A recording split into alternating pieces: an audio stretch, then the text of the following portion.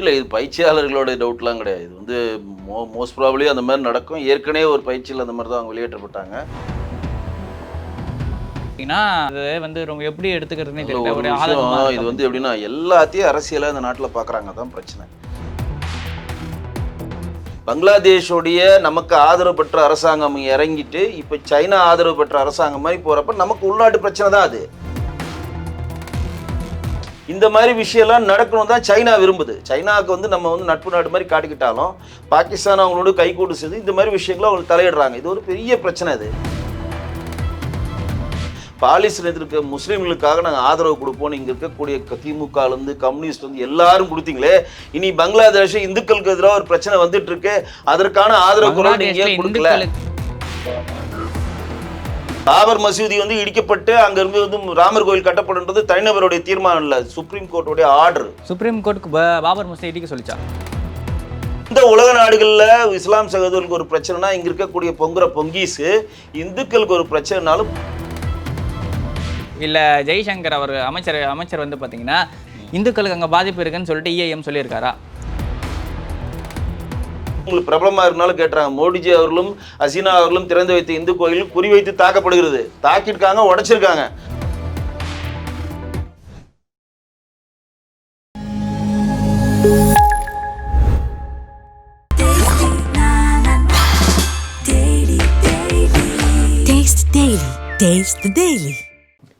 நாதஸ்மேனர்களுக்கு வணக்கம். அரசியல் பல பரபரப்பான கட்டங்களை நோக்கி நகர்ந்து கொண்டு இருக்கிறது. அது குறித்து விவாதிக்க பாஜக கலை இலக்கிய பிரிவின் மாநில செயலாளர் திரு வெங்கடேசன் அவர்கள் நம்மளோட இருக்கிறார். வணக்கம் சார். வணக்கம் ஜி. சார், இப்போ வந்து பார்த்தீங்கன்னா வினேஷ் போகத்தோட விஷயம் ஃபைனல்ஸ் வரைக்கும் போயிட்டு அவங்க தகுதி நீக்கம் செய்யப்படுறாங்க. காரணம் எடை அப்படின்னு சொல்கிறாங்க. ஒலிம்பிக் சம்மேளனமும் இந்தியாவோட ஒலிம்பிக் அசோசியேஷனும் அங்கேருந்து அவங்களோட பயிற்சியாளர் என்ன பண்ணிட்டு இருந்தாங்கன்னு ஒரு கேள்வி வருது. இல்லை, இது பயிற்சியாளர்களோட டவுட்லாம் கிடையாது. இது வந்து மோஸ்ட் ப்ராபப்ளி அந்த மாதிரி நடக்கும். ஏற்கனவே ஒரு பயிற்சியில் அந்த மாதிரி தான் அவங்க வெளியேற்றப்பட்டாங்க. இந்த வாட்டி என்ன நடந்திருக்குன்னா, முடிஞ்ச அளவு எல்லாரும் ட்ரை பண்ணியிருக்காங்க. இது வந்து உடல் சம்பந்தமான விஷயம். இது யார் மேலேயே குறை சொல்ல விரும்பல. இப்போ வந்து விக்னேஷ் போகத்தை பற்றியோ மற்றவர்களை பற்றியோ பிடி உஷா பற்றியோ இல்லை அந்த பயிற்சியாளர்கள் பற்றியோ அதெல்லாம் யாருமே நம்ம குறை சொல்ல முடியாது. ஏன்னா மாண்புமிகு பிரதமர் மோடிஜி உடனே ஆதரவு விஷயத்தை சொல்லி அவர் பதிவு பண்ணியிருக்கார் பாராளுமன்றத்தில். அவர்களுக்கு தேவையான எல்லா உதவிகளையும், ஃபினான்ஷியல் சப்போர்ட்டும், பயிற்சியாளர் சப்போர்ட்டு, அகாடமி சப்போர்ட்டு, எல்லா சப்போர்ட் நம்ம கொடுத்துருக்கோம். அதையும் மீறி ஜப்பான் வீராங்கனை நம்பர் 1 இருந்த வீராங்கனையெல்லாம் உடைச்சிட்டு அவங்க வந்து முதல் சுற்றுக்கு முன்னேறப்ப அன்ஃபார்ச்சுனேட்டாக நடந்த ஒரு விஷயம் தான் அது. இந்த அன்ஃபார்ச்சுனேட் விஷயம் தான் வந்து பார்த்தீங்கன்னா காலையில் பஜ்ரங் பூனியா அவர்கள் வந்து பார்த்தீங்கன்னா ஒரு விஷயம் சொல்கிறாரு. என்ன அப்படின்னு பார்த்தீங்கன்னா, வினேஷ் போகத் ஜெயித்ததுக்கப்புறமா மோடி ஃபோன் பண்ணி என்ன சொல்கிறாருன்னு பார்ப்போம். திருப்பி வினேஷ் போகத் ஜெயிச்சிட்டாங்க அப்படின்னா மோடி ஃபோன் பண்ணி அவர்கிட்ட என்ன பேசுவார்? திருப்பி வந்து வினேஷ் போகத் வந்து இந்தியாவோட மகள் ஆயிடுவாங்களா? போன வருஷம் நடந்த அந்த போராட்டம்லாம் மறைஞ்சு போயிடுமா மோடிக்குன்ற மாதிரி விஷயங்களை அவர் கோட் பண்ணி பேசுகிறாரு. ஆனால் அவர் சொல்லி அந்த ஒரு சில மணி நேரங்களில் வினேஷ் போகத் தகுதி நீக்கம் செய்யப்பட்டார் அப்படின்ற ஒரு விஷயம் வருது. அதுக்கு முன்னாடி வினேஷ் போகத்துக்கு வார்த்தை சொல்லாத மோடி உடனடியாக இந்த மாதிரி ஆறுதல் சொல்லி ஒரு ட்விட்டு போடுறாரு. இதே தான் பஞ்சாபோட முதல்வர் பகவந்த் மானும் சொல்கிறார். என்னன்னு பார்த்தீங்கன்னா, இறுதிப் போட்டிக்கு தகுதி பெற்ற உடனே வார்த்தை சொல்லாத மோடி வந்து பார்த்தீங்கன்னா அவங்க நீக்கப்பட்ட உடனே வந்து ரொம்ப எப்படி எடுத்துக்கிறதுனே தெரியல. இது வந்து எப்படின்னா எல்லாத்தையும் அரசியலாக இந்த நாட்டில் பார்க்குறாங்க, தான் பிரச்சனை. ஒலிம்பிக்கு நம்ம நாட்டு சார்பாக ஒருத்தன் போகிறாங்க, அந்த நாட்டில் வின் பண்ணாங்கன்னா அது இங்கே சொல்கிற பகவந்த் மானுக்கு ஆகட்டும், வேறு யார் காங்கிரஸ் லீடர்ஸ் ஆகட்டும், மோடி ஆகட்டும், எல்லோருக்கும் பெருமை தானங்க. ராகுல் காந்தி கூட தான் இன்றைக்கி தன் வருத்தத்தை பதிவு பண்ணியிருக்காரு. எல்லாத்தையும் அரசியலாக பார்த்தா ஒன்றும் பண்ண முடியாதுங்க. அப்போனா இந்த தகுதி நீக்கத்தை நம்ம வந்து போராட்ட காலத்தை முன்னிறுத்தாங்க. பிரிஷன் பூஜனை வந்து அவங்க வந்து எடுக்கணும்னு சொல்றதுக்காக போராட்ட காலத்தை முன்னிறுத்தினாலும் அவங்க ஒலிம்பிக் அனுப்பாமே நம்ம இருந்திருக்கலாமே. அப்படிலாம் கிடையாதுங்க. ஒலிம்பிக்ன்றது நம்மளுடைய வீரர்கள் அங்கே போகிறாங்க. அங்கே இருக்கக்கூடிய ஒவ்வொருத்தரும் இந்தியாவின் குழந்தைகள், இந்தியாவின் பிரதிநிதிகள்.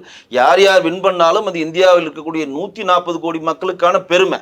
சும்மா இங்கே இருக்கவங்க ஏதோ ஒரு வளரணுன்றதுக்காக இந்த மாதிரி அறகுறைங்க வந்து வளர்ற கேஸ் இது.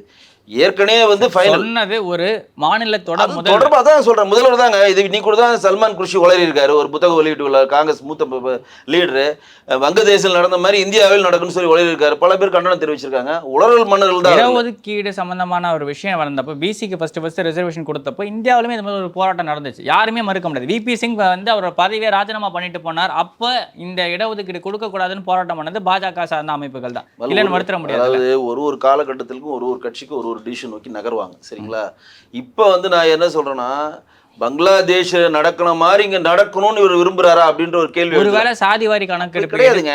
அப்படி கிடையாது. நான் சொல்றது முதல்ல அதெல்லாம் அடுத்ததுங்க. நான் சொல்றது நீங்க இந்தியாவின் பிரஜை தானே. இந்திய நாட்டின் குடிமகன் தானே.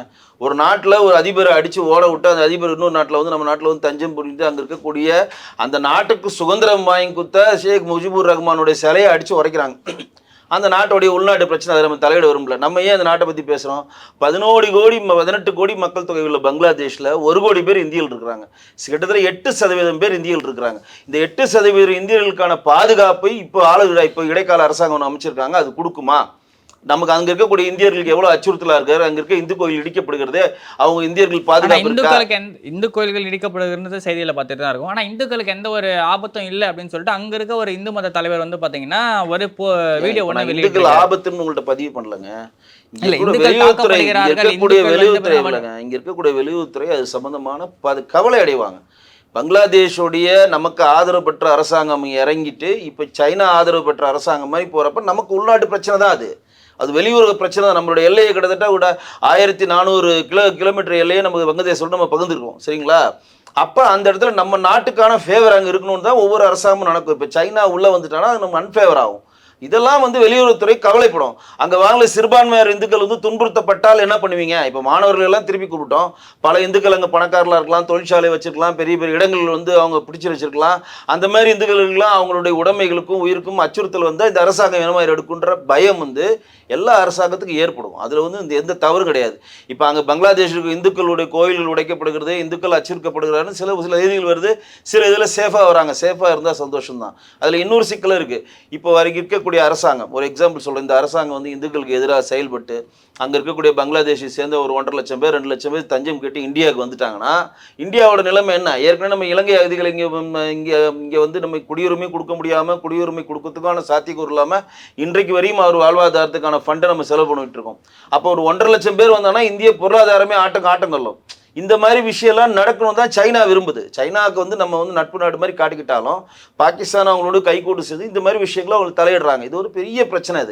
இது சம்மந்தமான ஒரு பிரச்சனை இருக்கப்போ ஒட்டுமொத்த இந்தியாவின் இந்தியர்ன்ற உணர்வோடு கைகோத்து நின்று நாங்கள் எல்லாம் இந்தியர்கள், சல்மான் குர்ஷி ஆட்சியெல்லாம் எங்கள் நாடு இப்படி தான், எங்கள் நாடு வந்து அடையாள கடவுளின் சின்னமாக நாங்கள் எல்லாம் ஒற்றுமையுடன் பாரதிய அன்னையின் பிள்ளைகளாக இருப்போம்னு சொல்லாமல் பிரிவினைவாதத்தை உண்டு பண்ணுற மாதிரி சல்மான் குர்ஷி போன்ற ஆட்கள் சொல்கிறாங்களே.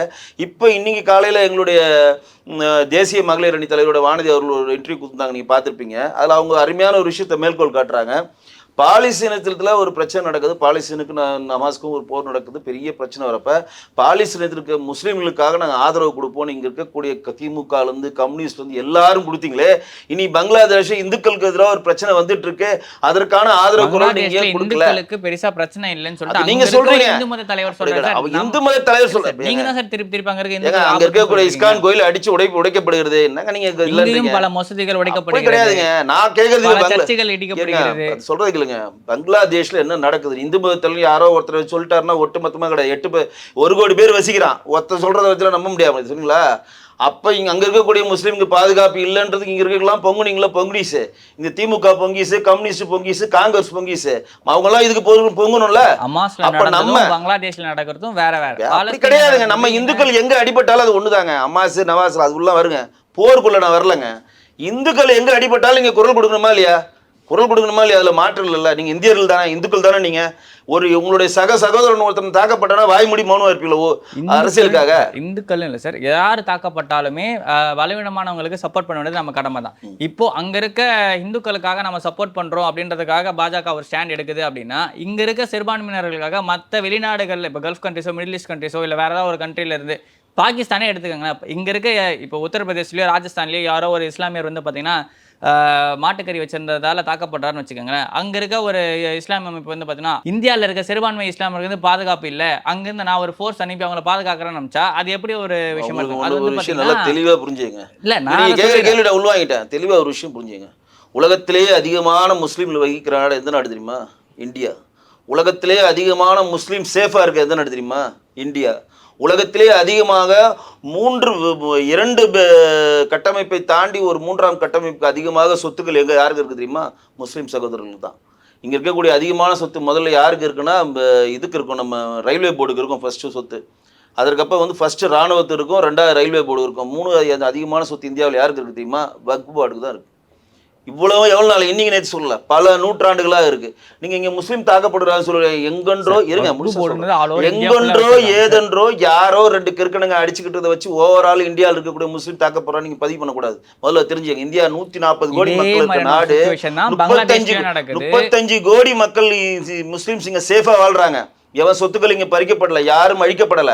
பாபர் மசூதி வந்து இடிக்கப்பட்டு அங்க இருந்து வந்து ராமர் கோயில் கட்டப்படுன்றது தனிநபருடைய தீர்மானம் இல்ல, சுப்ரீம் கோர்ட்டோட ஆர்டர். சுப்ரீம் கோர்ட்டுக்கு பாபர் மசூதி இடிக்க சொல்லிச்சா? ஏங்க ஆர்டருங்க, அது முன்னாடி இடிச்சதுக்கு அப்புறமா கேஸ் நடக்குது. அப்ப நான் கேட்டா ஒரு நிமிஷம், நான் கேட்டா அப்புறம் இங்க இருக்கக்கூடிய முகலாயர் எல்லாம் நோன்னா ஒரு விஷயம் வரும். அதுக்கு முன்னாடி வந்தவங்க அப்படி கிடையாதுங்க.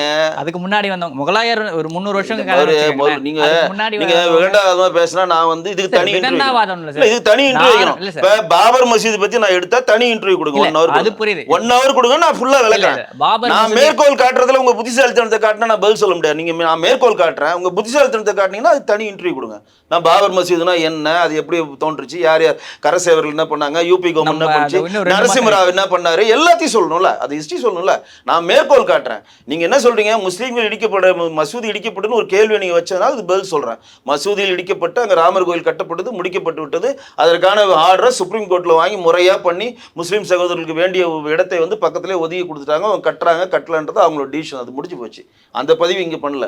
இன்கேஸ் இங்க எந்த உலக நாடுகள்ல இஸ்லாம் சகோதரர்களுக்கு ஒரு பிரச்சனைனா இங்க இருக்கக்கூடிய பொங்குற பொங்கீஸ் இந்துக்களுக்கு ஒரு பிரச்சனைனாலும் பொங்குங்கன்னு சொல்றேன். இதுல ஒன்றும் தவறு இல்ல, பொங்குங்க, எல்லாம் பொங்குங்க.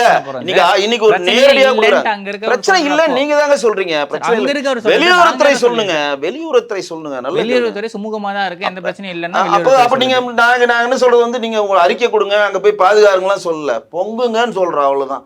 கண்டனத்தை பதிவு பண்ணுங்க. அங்க இருக்கக்கூடிய இதே வெளியுறவுத்துறையோ இல்ல ஜெய்சங்கர் அவர் அமைச்சர் வந்து பாத்தீங்கன்னா பங்களாதேஷ்ல வந்து பாத்தீங்கன்னா இந்துக்களுக்கு பாதுகாப்பு இல்லை, இதனால வந்து பாத்தீங்கன்னா இந்தியா அந்த இடத்த வந்து பாத்தீங்கன்னா உற்று நோக்கிட்டு இருக்காங்க, நடக்கிறதெல்லாம் வந்து பாத்தீங்கன்னா கீனா வாட்ச் பண்ணிட்டு இருக்கோம், ஏதாச்சுன்னா நாங்க அப்டேட் பண்றோன்ற மாதிரி அதுவும் சொல்லல. அங்க நார்மலா தான் இருக்கு, அங்க பாத்துக்கிட்டு இருக்காங்க. ஷேக் ஹசீனாக்கு மட்டும் தான் பாதுகாப்பு கொடுத்துருக்கோன்ற விஷயங்கள்லாம் சொல்றாங்க.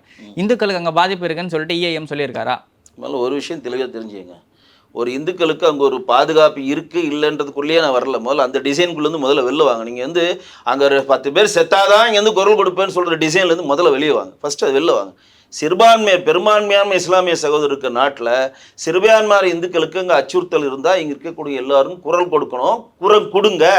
இதுதான் நம்ம கேட்குறோம். நாங்கள் எது ஆனால் இதே இஸ்லாமியர் சம்மந்தப்பட்ட சிறுபான்மையருக்கு பாலஸ்தீனில் ஒரு பிரச்சனை வந்தால் இங்கே இருக்கவங்களாம் குரல் கொடுக்குறீங்களே, இதுக்கும் குரல் கொடுங்கன்னு சொல்கிறாங்க. அவ்வளோதான். குரல் கொடுங்கன்னு சொல்கிறதுல உங்களுக்கு ஏன் இவ்வளோ பொங்குறீங்கன்னு எனக்கு புரியல. குரல் கொடுங்க. இல்லை சார், நடந்தா கொடுக்கலாம், நடக்காத நடக்குன்ற கான்செப்ட் உள்ளே போலங்க. முதல்ல புரிஞ்சுங்க, பெரும்பான்மையான இஸ்லாமியர் இருக்காங்க, அங்கே ஒரு பிரச்சனை நடக்குது, அங்கே வந்து முறைப்படி ஒரு எலெக்ஷன் வச்சு அது மாறி அது இஷ்யூ ஆகி வந்ததுன்னா இப்போ இதை பற்றி பேசப்படுது. அது ஜனநாயக நாடுன்னு இதை பற்றி நம்ம பேசுறதே இல்லை. அந்த நாட்டில் உள்நாட்டு கலவரம் நடக்குது. பாகிஸ்தான் சைனா போரோட சைனாவோட கைகோத்து அங்கே உள்நாட்டு கலவரம் நடக்குது. அங்கே இருக்கக்கூடிய IS அமைப்பே சொல்லுது பெரிய உள்நாட்டு கலவரம் நடந்து அங்கே இருக்கக்கூடிய மாணவர்கள் தூண்டப்பட்டு அங்கே இருக்கக்கூடிய ஆட்சி இந்தியாவுக்கு சப்போர்ட் பண்ணுற பிரதமர் வந்து நாடு கடத்தப்படுகிறாரு. அப்போ அங்கே ஒரு பதற்றமான ஒரு சூழ்நிலை ஏறுறப்ப அங்கே இருக்கக்கூடிய இந்துக்களுக்கு ஒரு பிரச்சனை வருமா இல்லையா? ஏற்கனவே அங்கே 2 பேர் மாணவர் பிரச்சனை வரப்ப பாதி பேர் நம்ம இங்கே கூப்பிட்டோம். இப்போ கூடுதலாக 40,000 பேர் இங்கே கொண்டு வரதுக்கான எல்லா வேலைகள் பண்ணிட்டு இருக்காங்க. 1.5 லட்சம் பேர் வருவாங்கன்னு இந்தியா எதிர்பார்க்குது. 9 கோடி பேர் மக்கள் இருக்காங்க. இதற்கான விஷயங்கள் அங்கே நடந்தால் தான் நான் எல்லாம் பண்ணுவேன், நான் குரல் கொடுப்பேன்றது இல்லைங்க. அதற்கான பாதுகாப்பை உறுதி செய்யுங்க, அதற்காக குரல் கொடுங்க, இவ்வளோதான். நாங்கள் வந்து உலக நாடுகளில் எங்கே இஸ்லாமிய சகோதரர் பிரச்சனை வந்தாலும் நாங்கள் குரல் கொடுப்போம்னு சொல்லுற பொங்கீஸு இந்துக்கள் சிறுபான்மையாக இருக்கிறப்ப பொங்குங்கன்ற, அவ்வளோதான். ரொம்ப சிம்பிள். நாங்கள் 100 பேரை இந்துக்களை சாவடிச்சா தான் நான் பொங்குவேன், நான் கண்டனம் தெரிவேன்றேன். அதோட பைத்தியக்காரத்தனை எதுவுமே கிடையாது. அங்கே அமைதி நிலவுதா, இந்துக்கள் உடமைகள் பார்க்கப்படுகிறதா, இந்துக்கள் அடித்து தாக்கப்படுகிறார்களான்றத யாரோ ஒரு தனிநபர் சொல்கிறத வச்சு நீங்கள் தரவுகள் சொல்கிறீங்க. அப்படி கிடையாது. சில இந்துக்கள் அங்கே தாக்கப்பட்டு தான் இருக்கிறாங்க. சில கோயில்கள் இஸ்கான் கோயில் முதற்கொண்டு இடிக்கப்பட்டு தான் இருக்குது. அது இருந்தாலும் அதையும் மீறி நம்ம கேட்டிருக்கோம். இடைக்கால அரசுக்கு நம்ம சப்போர்ட் பண்ணலாமா, இடைக்கால அரசுக்கு நம்ம பாதுகாப்பு கேட்கலாமா, நம்ம இந்தியர்களுக்கு அச்சுறுத்தல் இல்லாமல் இடைக்கால அரசு வேண்டுகோள் வெளியுறவுத்துறை சிந்திக்கட்டும். ஆனால் இந்துக்கள் பாதுகாப்பு இருக்கின்ற உத்தரவாதத்தை அவங்க தரணும், அதற்கான குரலை கொடுங்க தான் நம்ம கேட்குறோம். அவ்வளோதான். ரொம்ப சிம்பிள். கோயில் மட்டும் இடிக்கப்பட்டுனா பிரச்சனை இல்லை சார். முஜிபுர் ரஹ்மான் ஒரு முஸ்லீம் தான், அவரோட சிலையுமே இடிக்கப்படுது. அது வந்து லோக்கல் வயலன்ஸ் தானே தவிர்த்து இது ஒரு கம்யூனல் வயலன்ஸ் கிடையாது. நம்ம ஒரு கம்யூனல் வயலன்ஸ் மாதிரி அதை போர்ட்ரேட் பண்ணதே தவறான விஷயமா இருக்குல்ல. முஜிபுர் ரஹ்மான் இடிக்கப்படுறது கிடையாதுங்க. முஜிபுர் ரஹ்மானும் இஸ்கான் கோயிலும் ஒன்றும் கிடையாதுங்க. முதல்ல கட்டமைப்பு முஜிபுர் ரஹ்மான்றது பங்களாதேஷை அந்த கட்டமைச்சவர் நாட்டாடியோட முஜிபுர். தந்தை, அவர் அந்த நாட்டினுடைய தந்தைன்னு போற்றப்படுகிறது. அதுக்கு பிடிக்கல, கெடுச்சியாளர்கள் அவர் இடிக்கிறாங்க. முஜிபுர் ரஹ்மானும் இஸ்கானான கிருஷ்ணன் டெம்பிளுக்கு எப்படிங்க ஒன்றாகும்? இஸ்கான்றது இல்ல இந்துக்கள் நான் அதை தெய்வம். தான் சொல்றேன். இப்போ அப்படி பார்த்தா இஸ்கான் டெம்பிள் இடிச்சிட்டாங்கன்னா முஸ்லீம்ஸ்லாம் சேர்ந்து இடிச்சிட்டாங்கன்ற மாதிரி ஒரு ப்ரொபகேண்டாவை தான் ட்ரை பண்ண. இப்பயும் சொல்றேன், இடிச்சிட்டாங்கன்ற தரவு தான் நமக்கு தெரியும். முஸ்லீம் இடிச்சாங்கன்னா, இந்துக்கள் இடிச்சாங்களா, பார்சி எடுத்தாங்களா, அதெல்லாம் அப்போ தெரியாது. நம்ம சொல்ல வேண்டிய விஷயம் என்னன்னா, நம்ம வந்து பங்களாதேஷ் இந்துக்கள் பாதுகாப்பு குரல் கொடுங்க. நம்ம சொல்லணுமே தவிர்த்து இந்து கோயில் இஸ்கான் கோயில் இடிச்சிட்டாங்க, இந்துக்களுக்கு பாதுகாப்பு இல்லைன்னு இஸ்கான் நம்ம கோயில் சொல்ல நான் மேற்கோள் காட்டுறேங்க. பல இந்து கோயில் இடிக்கப்பட்டிருங்க. மோடிஜி அவர்கள் திறந்த 4 இந்து கோயில் இடிக்கப்பட்டிருக்குங்க. நீங்க தரவுகளை தெளிவா படிங்க. அதெல்லாம் இருத்துக்கு இடிக்கப்பட்ட பிறகு தான் அந்த குரலே கொடுக்க சொல்றோம். வானதி மேடம் வந்து சும்மா ஒரு பேட்டி ஒன்று கொடுக்கல, அவங்க தெளிவா சொல்றாங்க இந்த கோயில் இடிக்கப்பட்டு. நம்ம மேற்கோள் காட்டுறது இஸ்கான்றது உங்களுக்கு பிரபலமா இருந்தாலும் கேட்டுறாங்க. மோடிஜி அவர்களும் ஹசீனா அவர்களும் திறந்து வைத்த இந்து கோயில் குறிவைத்து தாக்கப்படுகிறது. தாக்கிருக்காங்க, உடைச்சிருக்காங்க. மேபி ஹசீனா மேல இருந்த கோவமா இருக்கலாம். சரி, அது என்ன வேணா இருக்கட்டுங்க. நான் சொல்றது ஹசீனா கிட்ட நான் உள்நாட்டு பிரச்சனை. எனக்கு வந்து ஹசீனா வந்து பிரதமரா வேணுமா வேணாமான்னு முடிவு பண்றது பங்களாதேஷ் மக்களுடைய உள்நாட்டு பிரச்சனை. அது நம்ம தலையிடக்கூடாது. அதை பத்தி கருத்து சொல்றதுக்கு நமக்கு எந்த இதுவும் கிடையாது. அங்க இருக்கக்கூடிய இந்துக்கள் பாதுகாப்பு இருக்கணும், அவ்வளவுதான் நம்ம வைக்கக்கூடிய கோரிக்கை. வேற ஒன்றும் கிடையாது. பாதுகாப்பா இருக்கிறது ஒட்டுமொத்த இந்தியாவை சேர்ந்த எல்லா கட்சிகளும் ஒருமித்த குரலை கொடுக்கணும். ஆனா வேறு மாற்று மதத்தை சேர்ந்தவர்கள் மட்டும் ஒரு சிறுபான்மையர் இடத்துல ஒரு பிரச்சனை வந்தா இவங்கெல்லாம் குரல் கொடுக்குறப்ப, பெரும்பான்மையா நம்ம இந்துக்கள் இந்தியாவில் இருக்கப்ப, சிறுபான்மையார் பங்களாதேஷில் இருக்கப்ப சேர்த்து இந்துக்களான இந்து தலைவர்கள்லாம் குரல் கொடுக்கணும்னு வைக்கிறோம். அவ்வளவுதான், வேற ஒண்ணுமே கிடையாது. சிம்பிளானது தான். சரி, இவ்வளவு நேரம் உங்களோட பொன்னான நேரத்தை என்னோட பகிர்ந்தமைக்கு நன்றி சார். தேங்க்யூ.